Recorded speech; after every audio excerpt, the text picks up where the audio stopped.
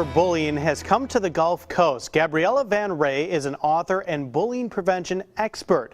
She's spreading her message against bullying using a very special basketball. We'll tell you all about that in a second, but first, thank you so much for being here. Thank you for having me. So you've got the ball. Let's talk about cyberbullying. How prevalent is this amongst preteens and teens? Much more than we see in the statistics. Honestly, I think it all starts with bullying first. The children have to meet, but then it continues nonstop in the cyber world, and there's so much to choose from nowadays.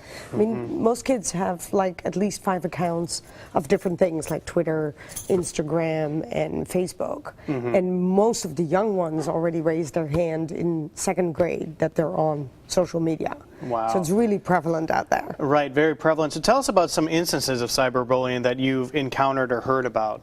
Well, one of the ones that is a big one is boys and girls. 2 girls basically catfighting over a boyfriend or an ex-boyfriend. That happens a lot in the cyber world.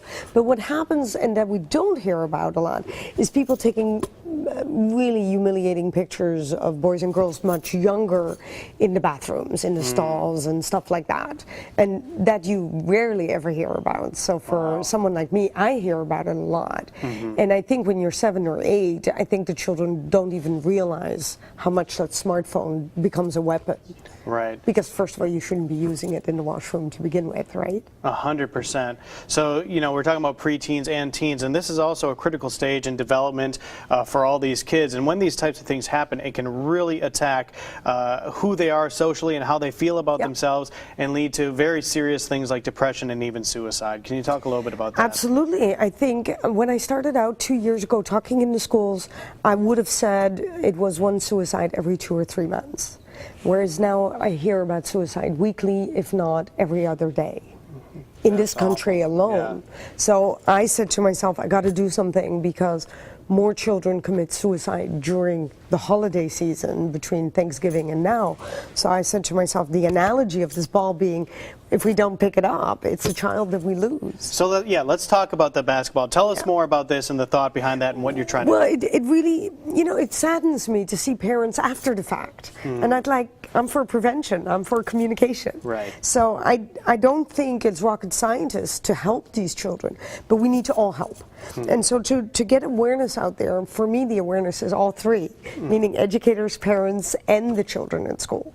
So by doing it, my analogy is we drop things. We're not kind every day, and it's okay not to be.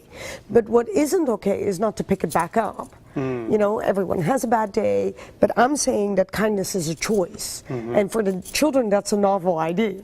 They really kind of go, wow, we could? And I said, you could.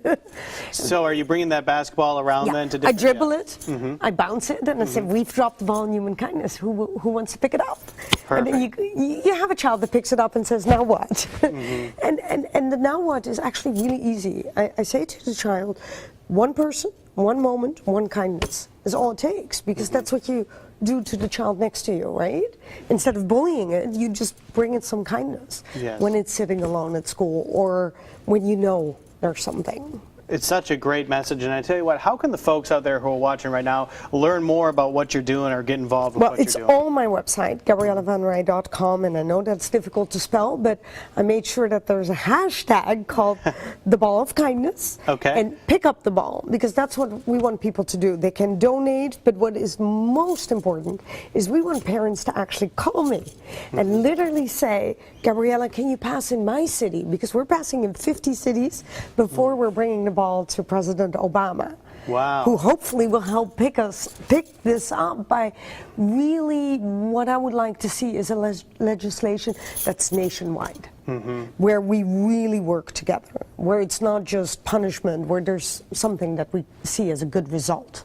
Well, the work you're doing is so important, and we really appreciate you being here on Studio 10 and spreading that message with your basketball, and we hope you can bring it to President Obama in the future and get that legislation passed. I do too. All right, thank you so much for being here. There's more information about Gabriella on our website, so if you would like to learn more, as we were just talking about, go check that out. Thanks again.